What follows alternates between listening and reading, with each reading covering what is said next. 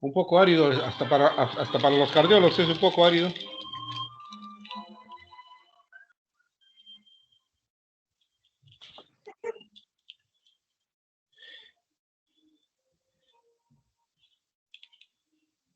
Un tema que es muy relevante porque cualquier especial que haga van a encontrar siempre algo de esta. Y cualquier enfermedad que tengan también va a terminar en esto. No decía Lupita. Lupita, ya. La tengo. Ya no quieres. No, Lupita. También. Ya. Muy bien. Si tienen un problema cardíaco, van a terminar en arritmia. Si no tienen un problema cardíaco, te pueden tener arritmias. Muy bien, comenzamos. Arritmias cardíacas. Primero, vamos a definir.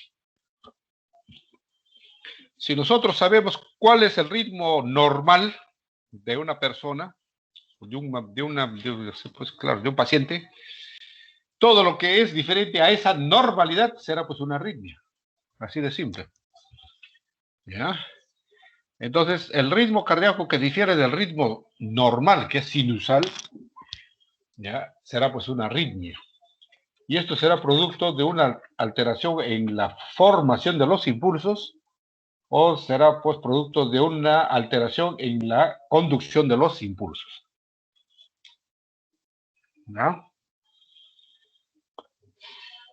El inicio del impulso, o sea, el inicio, ¿qué decir? El origen del impulso. Puede ser sinusal, o sea, puede originarse el nodo sinusal. En otras palabras, el nodo sinusal puede generar arritmias, claro que sí. Y si es fuera del nodo sinusal sería ectópico, pues ectópico. El ritmo, o sea, el ritmo de la arritmia puede ser regular o irregular. Y su frecuencia puede ser bradicárdica, puede ser taquicárdica, o puede tener una frecuencia incluso dentro de los parámetros normales, es de 60 a 100. ¿Ya? Entonces, para saber si es una arritmia o no, pues tenemos que saber qué cosa es un ritmo sinusal normal. Eso ya lo hemos definido en la clase anterior, ¿no? En el ciclo anterior. ¿Ya? Tiene que tener ciertas características que nosotros analizando, digamos, este ritmo, en este electrocardiograma el ritmo es sinusal y es normal. ¿Ya? Muy bien. Entonces lo que difiere de ese ritmo es arritmia. Muy bien. Ya en la definición dice que puede ser por un problema en la formación de los impulsos o en la conducción de los impulsos. Muy bien, ahí está. ¿Qué quiere decir? Que en la misma definición están los mecanismos, o sea, cómo se producen las arritmias. Por la generación o por el origen de los impulsos de manera normal, nos estamos refiriendo pues al automatismo. Nosotros sabemos que estas células tienen propiedad automática, ¿no? ¿Qué quiere decir esa propiedad automática? ¿A qué se refiere con esa propiedad automática? La capacidad de que tienen estas células de producir su propio impulso, o sea, su propio estímulo. ¿No? Y ese automatismo puede estar aumentado, por ejemplo, de manera anormal o de manera normal. Pero también puede estar deprimido, ¿no? Disminuido en su automatismo. ¿Ya? Una forma de automatismo es la actividad desencadenada, que aquí dice, ¿no? ¿Qué quiere decir actividad desencadenada? Ustedes saben, por una actividad eléctrica se ha producido porque se ha generado un potencial de acción, ¿no? O sea, la célula automática lo que hace es generar un potencial de acción. ¿No? Ya nosotros conocemos el potencial de acción con sus fases, ¿no? Con sus fases y todo. Primero se despolariza y después se empieza a repolarizar. Fase 2, 1, 2, 3. En la fase 2 o 3 pueden volverse a generar otro potencial, o sea, impedir la salida de iones o de repente ingreso de otros iones. Pues de nuevo se carga positivamente en el interior de la célula y puede producir otro potencial. Eso se llama postpotencial precoz. ¿Ya? Y si ese postpotencial se genera en la fase 4, es postpotencial tardío. ¿Ya? ¿Ya? Y lo llaman desencadenada porque esos potenciales aparecen pues como unos disparos, digamos, ¿no? Como unos disparos. Y cuando hablamos de una conducción anormal del impulso, básicamente nos estamos refiriendo a un fenómeno que se llama reentrada, que lo vamos a explicar, ¿no? Un fenómeno, ¿verdad? Reentrada. Muy bien. El automatismo, ya dijimos, las células miocárdicas pueden tener automatismo, ¿ya? Y las que tienen mayor elaborado el automatismo es el nodo sinusal, pues. Por eso es el que comanda el ritmo, ¿ya? Eso está dado porque estas células tienen unas características, que el potencial transmembrana, ¿no? En la fase 4 tiene capacidad de desplazarse pues hacia el umbral. Y llegando al umbral desencadena un potencial de acción. O sea, esta apenas se repolariza, inmediatamente empieza a despolarizarse. A eso se refiere. Ocurre con ciclos diferentes, obviamente. Y velocidades diferentes también, o sea, ciclos diferentes, ¿qué quiere decir? Frecuencias distintas. El nodo sinusal es el que presenta pues esa actividad automática más frecuente, digamos. ¿No?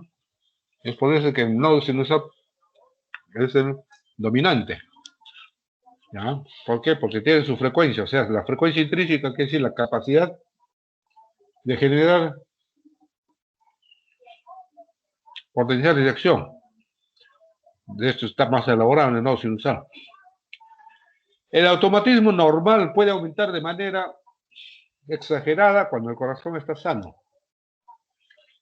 El automatismo puede aumentar de manera anormal cuando el corazón está enfermo, ¿no? Vamos a ver algunos ejemplos del automatismo normal cuando aumenta. Por ejemplo, el nodo sinusal puede aumentar, tener taquicardia sinusal, ¿no? Pero así como el automatismo puede aumentar de manera normal, digamos, el nodo sinusal puede aumentar en el nodo auriculoventricular, en el GIS, en el Purkinje, ¿no? ¿Ya? Entonces ahí, por ejemplo, si la frecuencia es alta, podemos tener pues una taquicardia nodal o una unión.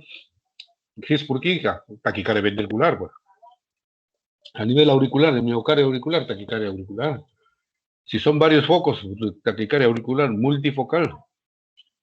El automatismo normal puede aumentar de esta forma, por ejemplo, bajo situaciones de isquemia, de infarto, exceso de catecolaminas, para sístoles, cuando hay enfermedades, mejor dicho. Esto es lo que diferencia la célula que no es automática con la célula automática, ¿no? Esto, la fase 4.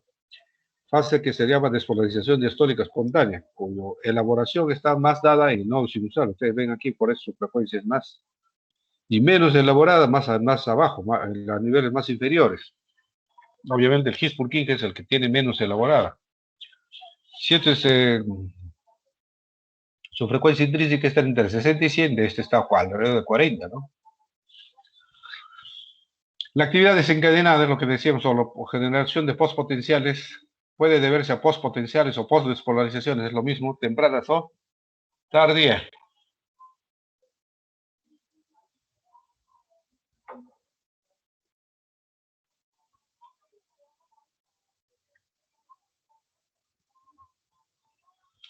Las postdespolarizaciones tempranas o postpotenciales precoces también es lo mismo, ocurren antes de completarse la repolarización durante la fase 2 o 3.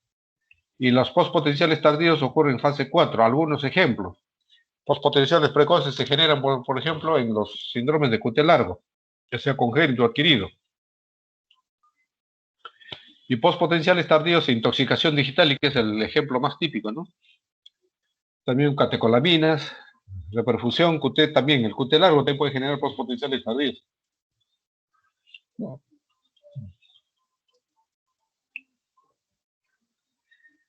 Postpotenciales precoces, bajos niveles de potasio lo pueden causar. Frecuencias lentas, la quinidina también puede causar. Y tardíos, ya dijimos, ya. ¿no? Los incrementos de calcio, incrementos de adrenalina y la toxicidad digitálica, ¿no? Y esto, ¿cómo se pueden ver? Así, esto es un potencial de acción. En fase 3, mire, se genera otro potencial. Y si este potencial se produce en forma repetitiva, tenemos una taquicardia, pues. Y esto tardío se produce en fase 4. Si esto se hace en forma repetitiva, podemos tener una taquicardia, ¿no? ¿Ya? Estos son postpotenciales precoces y postpotenciales tardíos. Y el otro mecanismo por el que se producen las arritmias es la reentrada. Para que se produzca el fenómeno este de reentrada, tiene que cumplir ciertos requisitos. Tiene que haber un circuito cerrado. Aquí es un circuito abierto. Aquí nunca se podría producir una reentrada. Aquí sí, tal vez. Pero tiene que cumplir otro requisito, que es bloqueo en uno de los brazos. Un bloqueo unidireccional. En este caso se ha producido un bloqueo aquí, por este impulso que desciende, entonces el impulso desciende por el otro lado. Y asciende por el otro brazo, pero le encuentra todavía está bien ocupado por este impulso. Entonces ahí choca y ahí se anula. No se puede producir la arritmia, la reentrada, ¿ya? Pero ya hay dos requisitos, un circuito cerrado, un bloqueo unidireccional, entonces falta el tercer requisito, que es conducción lenta. Viene el impulso acá, desciende, se bloquea, ya cumplió el uno, y por el otro lado desciende, pero es más lenta la conducción, lenta. De tal forma que cuando llegue a este nivel, este brazo de acá que estaba ocupado por el impulso que descendió o que descendía, ya se ha liberado. Entonces puede ser invadido por este impulso. Y al invadir este impulso, empieza nuevamente a circular, digamos. ¿Ya? Entonces reentrada es cuando un impulso circula, pues, circula numerosas veces o varias veces. ¿Ya? Los tiene que tener tres requisitos: un circuito cerrado, conducción lenta y bloqueo unidireccional, así se llama. Cumplidos los tres requisitos, se produce este fenómeno de reentrada.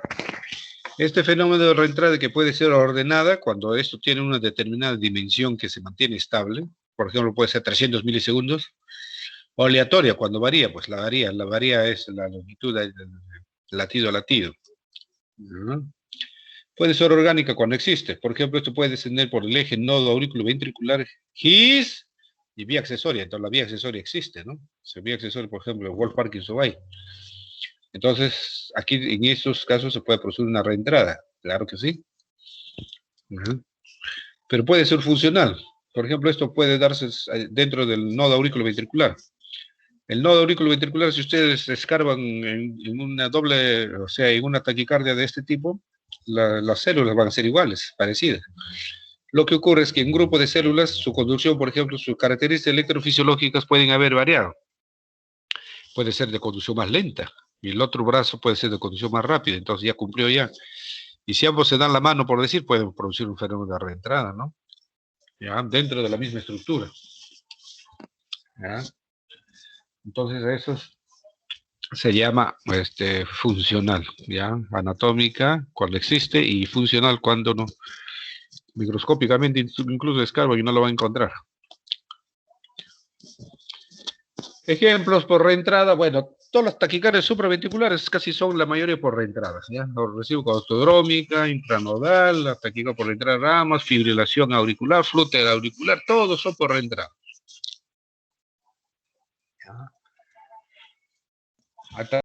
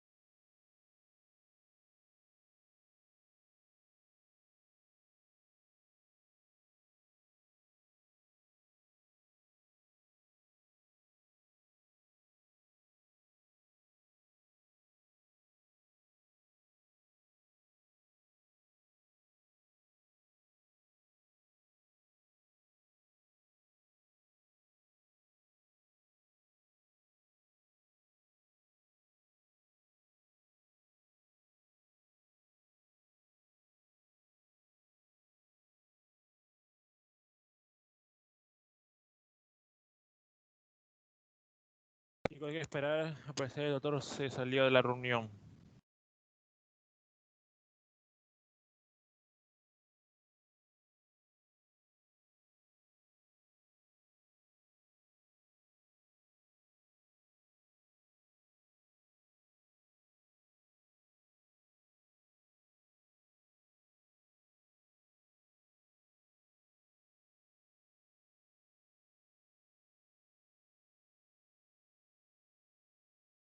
Doctor.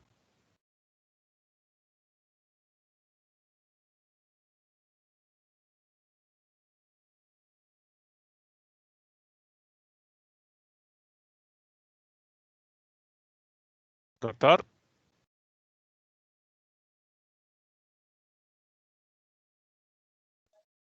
Conéctense de nuevo. ¿Me escuchan o no? Ahora sí, doctor, recién escuchamos. Se salió de la reunión. No salí, no, se me apagó. Ah, ya, doctor. Pero ya regresó. Sí, sí. Voy a abrir la clase de nuevo.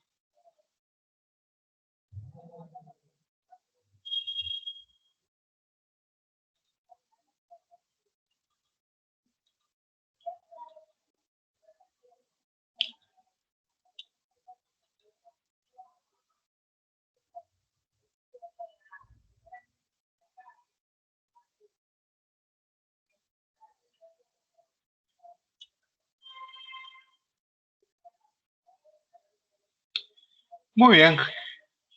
¿Se escucha, no? ¿Me escuchan ahora o no? Sí, doctor, sí se escucha. Ya, ahí nos quedamos.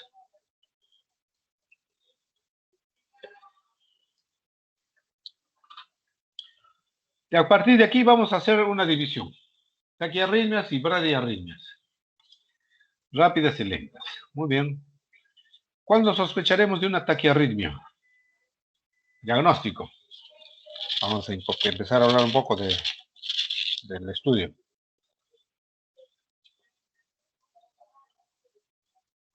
¿De qué se quejan los pacientes que tienen arritmia? De palpitaciones. ¿Ya? Pueden presentar disnea, pueden presentar angina, síncope, puede empeorar un cuadro de insuficiencia cardíaca si es que tienen, colapso circulatorio, pulso arrítmico, etc. Pero sobre todo palpitaciones. ¿Ya? Pero ¿cuál es la etiología? Yo creo que esta debía de haber venido antes. Bueno. La etiología, vamos a ver.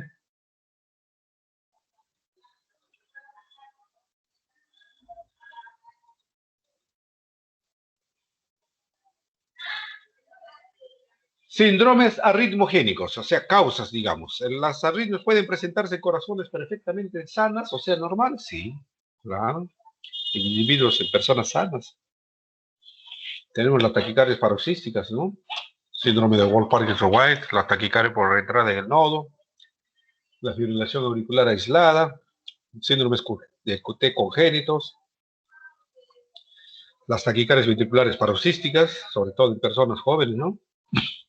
O sea, usted le puede hacer todos los exámenes que quieran al corazón y va a salir normal siempre. En el caso de bradicardias, por ejemplo, el síndrome del seno enfermo también. ¿Ya? O sea, ¿pueden presentarse corazones sanos? Sí, claro que sí. Ya lo estamos viendo. ¿Pueden presentarse corazones enfermos? Claro, con mayor razón. ¿Ya? En situaciones de infarto y miocardio, cardiopatías isquémicas, cardiopatía hipertensivas, valvulares, cardiomiopatías, enfermedades congénitas. ¿Pueden presentar arritmias? Claro que sí. Por supuesto. ¿Ya?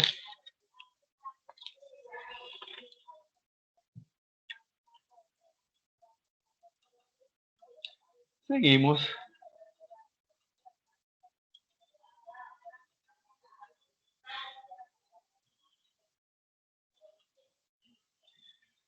Factores que pueden precipitar una arritmia, o sea, factores no cardíacos. Claro, capaz de causar una arritmia. Por ejemplo, una sepsis puede presentar arritmia. Un desequilibrio hidroelectrolítico puede presentar arritmia. Una hipocalemia puede presentar arritmia. ¿No? Hipercalcemia, todo eso puede presentar arritmias o dar lugar a arritmias. Sobredosificación de fármacos. Por ejemplo, las digitales, que es la más conocida. Los antiarrítmicos pueden presentar o dar lugar a arritmias. Los antidepresivos también, etcétera, etcétera, etcétera. ¿Ya? Miren, vean. La hipomagnesemia, bueno, la hipercalcemia, todos esos pueden dar lugar a arritmias. ¿Ya? Pueden dar lugar a arritmias. ¿Ya? ¿Qué más pueden dar lugar a arritmias? Si yo le estoy introduciendo un catéter al paciente, el catéter de repente se me pasó al ventrículo, ¿puede presentar arritmias? Claro que sí. Trastornos o desórdenes endocrinológicos pueden dar arritmias. Lo más conocido es la tiroides, pues la enfermedad tiroidea, que cursa con arritmia. También el feocromocitoma puede producir arritmias, el hiperparathiroidismo también, ¿no? ¿Ya? Cambios en el tono nervioso autonómico. Por ejemplo, cuando ustedes van a dar examen y están que cacarean de miedo, están con arritmia algunos, ¿no? Entonces sí puede presentar arritmias. ¿Ya? Pueden presentar arritmias.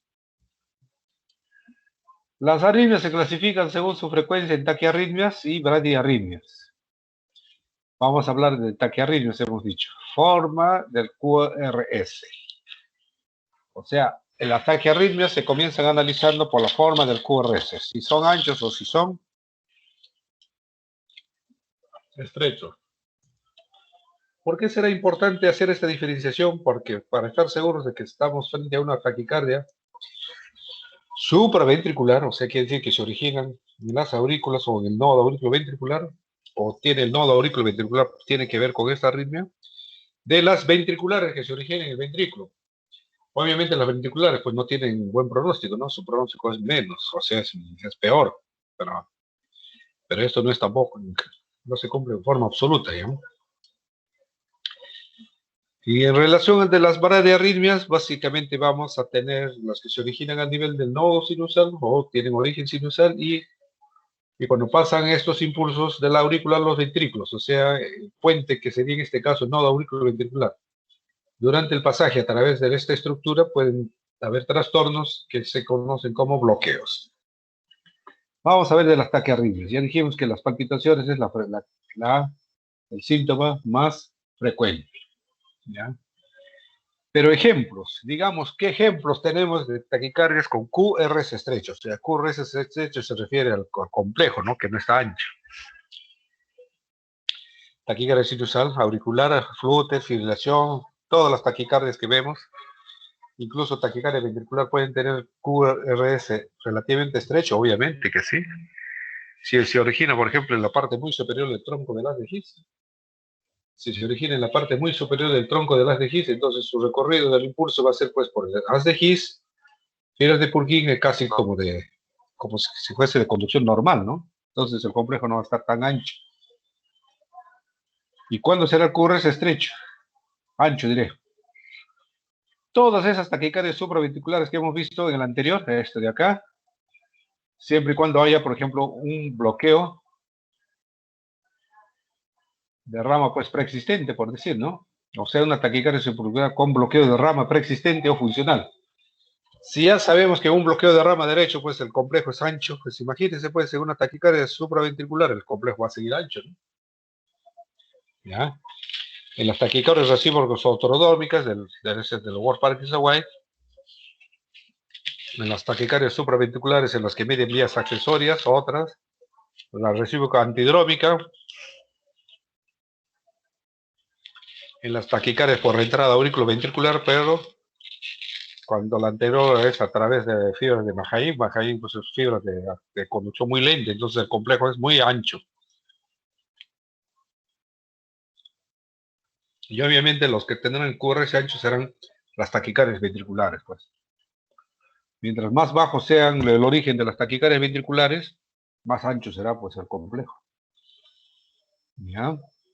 Por su origen, la clasificación puede darse así: origen auricular, taquicardia sinusal, taquicardia por entrada, sinusal, auricular, auricular ectópica, flúter, fibrilación auricular, taquicardia auricular multifocal. ¿Ven? Como ven ustedes, la frecuencia de estas, la variedad, digamos, de estas taquiarritmias supraventriculares que tienen que se originan a nivel auricular es bastante, ¿no? Y en las que participa en la unión aurículo-ventricular, la más conocida es la taquicardia intranodal, que se origina dentro del nodo aurículo-ventricular, y las taquicardias en las que participan vías accesorias, el Wolf-Parkinson-White, ¿no? Hay otras taquicardias que son más raras, taquicardias de la unión aurículo-ventricular, eso es por automatismo, ¿no? Y esta taquicardia que también es bastante rara, pero yo he encontrado ya 2 casos acá en Lima, ¿no? Taquicardia aurículo-ventricular por Mahaim, o sea, Mahaim nodo aurículo-ventricular, ¿no? ¿Ya? Donde la conducción es muy lenta, tanto por Mahaim como por el nodo, que hace que el complejo sea pues muy ancho, ¿no? Muy ancho. ¿Ya? Y las que tienen su origen a nivel ventricular tenemos desde las simples extrasístoles, ¿no? Transístoles.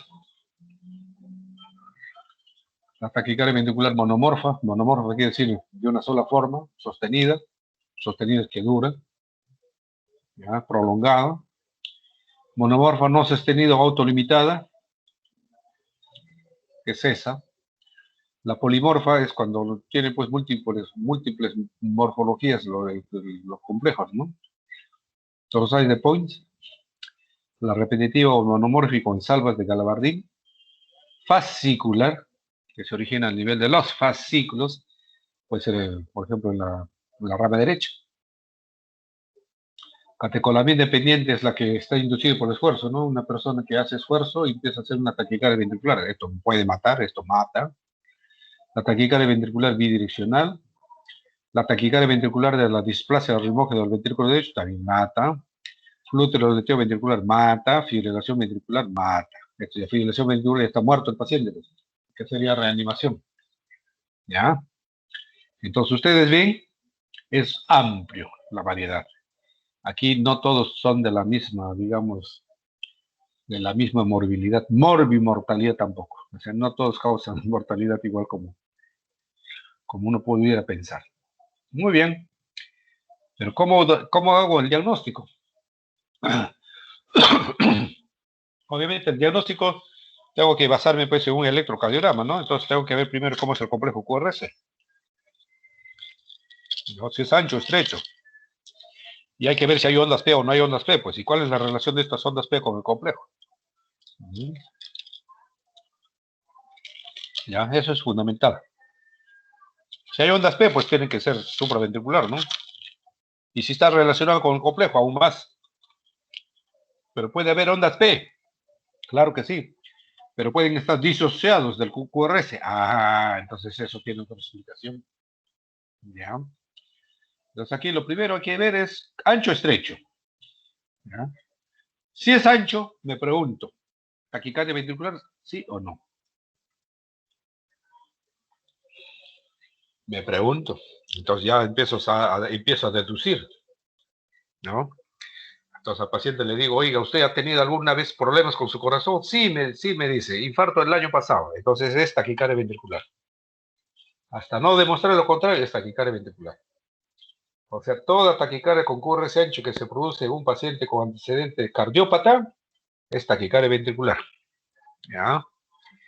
Pero si me dice, no, no tengo ningún antecedente, nunca tuve nada de nada y todo eso, bueno, caramba, ahí sí ya me hace pensar, pues sigo deduciendo. ¿Ya? ¿Cuál es la repercusión hemodinámica? Si el paciente está chocado, pues claro, tengo que pensar pues que es taquicardia ventricular, porque es lo que son más producen colapsos, ¿no? No siempre, porque una supraventricular también puede producir colapso. ¿Ya? Porque puede haber taquicardia ventricular que el paciente puede estar soportándolo o tolerándolo perfectamente, sentado, lúcido, orientado en tiempo, espacio y persona, y ahí estar con su taquicardia ventricular. Entonces sigo al siguiente paso.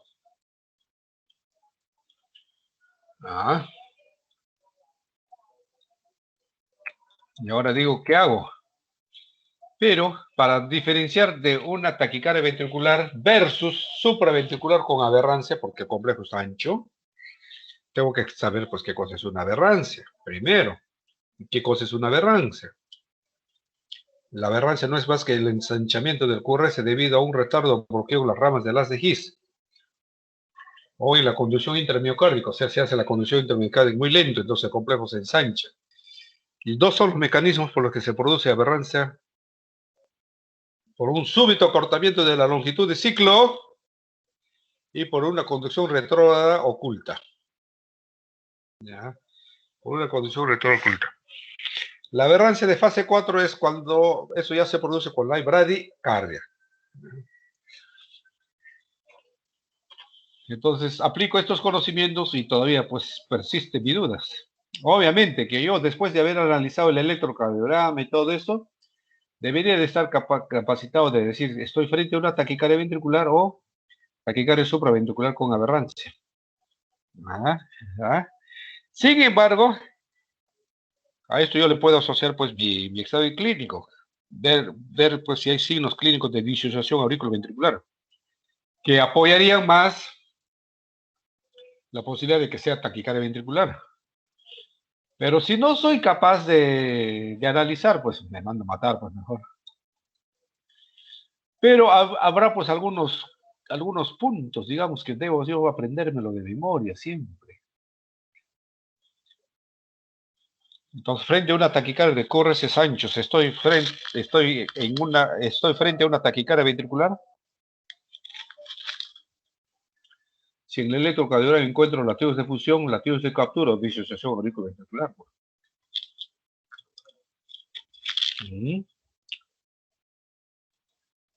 Pero si no encuentro o no soy capaz de esto, entonces me tendré que acordar pues de un algoritmo. ¿Y cuál es ese algoritmo? El más conocido es esto de Brugada, que yo lo menciono porque es bien fácil de usar también. Primero, R o no R en precordiales. Si no hay R's en precordiales, o sea, de V1 hasta V6, todos son negativos, o sea, no hay R's, es taquicardia ventricular. 100% taquicardia ventricular. No existe una sola taquiarritmia supraventricular que tenga R's negativas de VV1 o V6. No existe. Pero si hay R's, caramba, entonces tengo que ver intervalo QRS, ¿no? O sea, tengo que ir al siguiente paso. Medir desde el origen de la R hasta el nadir de la onda S. Si es mayor de 100 milisegundos, taquiventri. Pero si no cumple de eso, disociación auriculoventricular. Si cumple, será pues taquiventri. Pero si no cumple, me tengo que apoyar ya en criterios morfológicos. ¿Y cuáles son esos criterios morfológicos? Ahora lo vamos a ver. De tal forma que si esos criterios se cumplen, para una taquicardia ventricular, será pues taquicardia ventricular. Pero si no se cumple, será supraventricular con aberrancia. ¿Y cuáles son esos criterios morfológicos? Aquí vemos. Será taquicardia ventricular en un patrón bloqueo de rama derecha. Aquí estamos hablando de bloqueo de rama derecha. Si el patrón es monofásico, en V1 o V2, o bifásico terminal, o bifásico inicial, pero con una S profunda en V5, V6, es taquicardia ventricular. Pero si al contrario hay RSR' y no hay S profunda en V5, V6, es aberrancia, por patrón, aberrancia con un patrón bloqueo de rama derecha. La conducción ventricular con aberrancia, cuando la morfología tiene un patrón bloqueo de rama izquierda, ¿será taquicardia ventricular? Si desde el inicio de la R hasta aquí, hasta este de acá, es más de 100 milisegundos. La R es ancha, el descenso es lento, es mellado, es empastado, y en V5, V6 comienza con Q. ¿Ya? Comienza con Q. Y aquí la supraventricular, R estrecho, de ascenso rápido, y no hay Q aquí, ese es aberrancia por bloqueo de rama izquierda. ¿Ya? Puede ser una taquicardia auricular que se conduce con una aberrancia por bloqueo de rama izquierda, claro que sí. Muy bien, seguimos. ¿Y cuáles son los signos de disociación auriculoventricular, los signos físicos? La presencia de ondas ahí en cañón, irregulares, o sea, ustedes analicen o ven el pulso venoso, ¿no? De pronto, cada cierto rato, las venas se inflan como del sapo. Sin ningún patrón, completamente irregulares. Esas son las ondas A en cañón. ¿Ya? ¿Cuándo podemos decir que hay disociación auriculoventricular? Si el primer ruido cardíaco es variable, pues de tono. Porque se está produciendo el cierre de las válvulas cuando están en posición bien abierta, semicerrada, semiabierta, de todas las formas. ¿Por qué? Porque disociación quiere decir que la aurícula y el ventrículo están funcionando cada uno por su lado. Y por lo tanto también el volumen inyectivo será diferente por latido a latido. Entonces quiere decir que la presión arteriosistólica también debe variar, latido a latido. Entonces hablamos que hay disociación auriculoventricular. Exámenes finos. A ver, que los hacen en sus prácticas. Bueno, no tienen práctica. Algunos ejemplos. Taquicardia sinusal, pues para que sea taquicardia sinusal tiene que haber ondas P o no. Acá no hay ondas P, entonces esto no es taquicardia sinusal. Esta es fibrilación auricular. No, los complejos son completamente irregulares si no hay ondas P, fibrilación auricular. Estas ondas están como en un serruchito o dientes de tiburón, bueno, pónganle el nombre que quieran, pero es así. Flúter auricular. Si aquí hay varios foquitos, P, si son todos de una misma morfología, podemos decir taquicardia auricular ectópica, ¿no? Pero si es de varias morfologías, o sea, las P cambian de aspecto, entonces es multifocal. ¿Ya? Multifocal es muy frecuente en intoxicaciones, ¿ya? En intoxicaciones. La intoxicación digitálica, por ejemplo, puede presentarse eso, bastante frecuente. Y cuando no vemos la onda P, por ejemplo, acá, ¿ya? Esto es una taquicardia intranodal, por entrada intranodal. No se ve la onda P, porque es simultáneo al complejo QRS. Aquí tenemos un ritmo de la unión. Miren, la unión es más lento. No hay onda P delante, pero sí hay un complejo posterior. Es como una P retrógrada, porque se conduce por el eje nodo aurículo ventricular al ventrículo, pero también conduce hacia la aurícula, ¿no? ¿Ya? Esto puede acelerarse un poco, como se ve aquí. ¿Ya? Entonces da taquicardia de la unión, ¿no? O ritmo acelerado de la unión, le llaman así. ¿Ya? No hay onda P, ve clarita. ¿Ya? Y la onda P a veces se dibuja posterior. Parece disociar incluso. En la taquicardia de la unión puede disociarse, la aurícula y ventrículo. ¿Ya?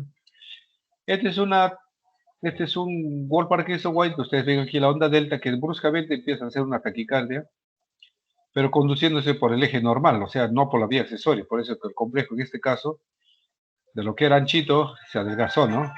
Se hizo estrecho. Extrasístoles ventriculares que se originan a nivel de los ventrículos, tenemos aquí una dupleta. Esta es monomórfica porque todos son de la misma forma. Aquí es multifocal porque esto difiere de esto, este difiere de esto, este difiere de este difiere de aquí.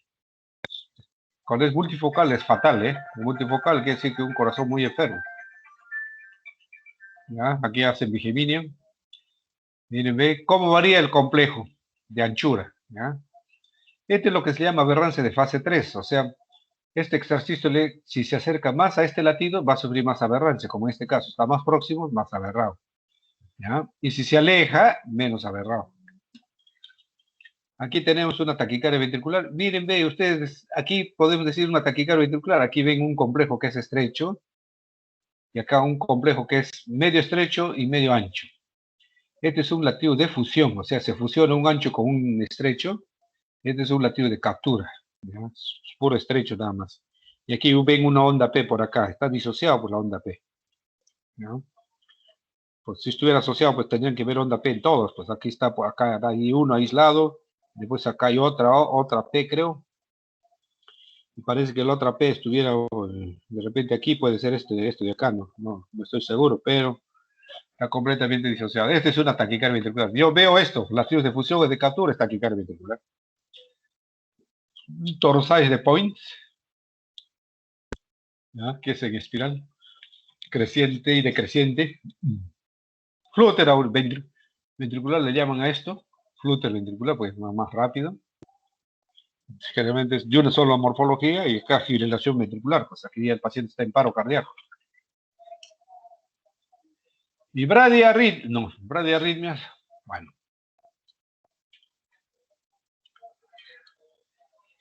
Bradiarritmias ya sería la segunda parte de esta clase. Pregunta, ¿quieren que les haga la clase esta hora? Porque es bien larga, o si no, les digo el miércoles por decir.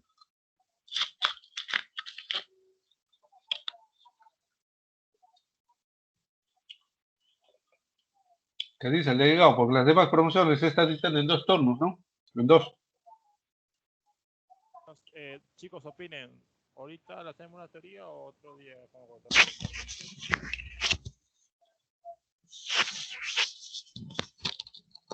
Yo creo que otro día mejor, porque también tengo que hacer mi tarea de la maestría. ¿Aló? ¿Me escucha o no? Sí, doctor, está bien. O sea, que no le escucho nada, ¿no? Y a ustedes. Sí, doctor, está bien, otro día. Ya, entonces el miércoles. Entonces yo quiero, a mi grupo, quiero decirles que ahora les dejo la tarea para mañana, ¿eh? Para mañana tenemos que discutir.